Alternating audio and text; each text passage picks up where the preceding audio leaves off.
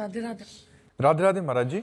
महाराज जी, प्रत्येक घटना ईश्वर की इच्छा से घटित होती है, तो साधना, प्रयास और पुरुषार्थ का नहीं, इच्छा, वास्तविक प्रत्येक घटना ईश्वर की इच्छा से घटित नहीं होती, अपने कर्मों के परिणाम से घटित होती है। ईश्वर ने विधान रच दिया है, जो जस करे तास फल चाखा, कर्म प्रधान विश्व रचि राखा, जो जस करे तास फल चाखा। कर्मों के आधार पर विश्व की रचना की है। अब आप अच्छे कर्म करोगे तो अच्छी घटना घटेगी, बुरे कर्म करोगे तो बुरी घटना घटेगी।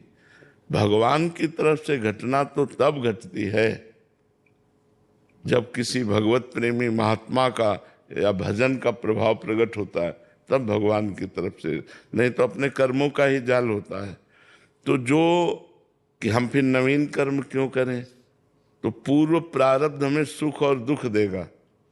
हमें सुख और दुख से ऊपर उठकर परमानंद में निमग्न होना है, तो हमें भजन रूपी नवीन कर्म करना है, परोपकार रूपी नवीन कर्म करना है।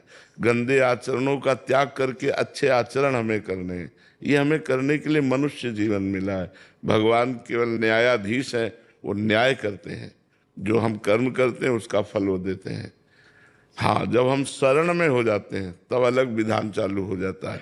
फिर कर्मों का नाश करके भगवान उसे मोक्ष देते हैं, भगवान अपने पास बुला लेते हैं, भगवान उसे प्रेम देते हैं।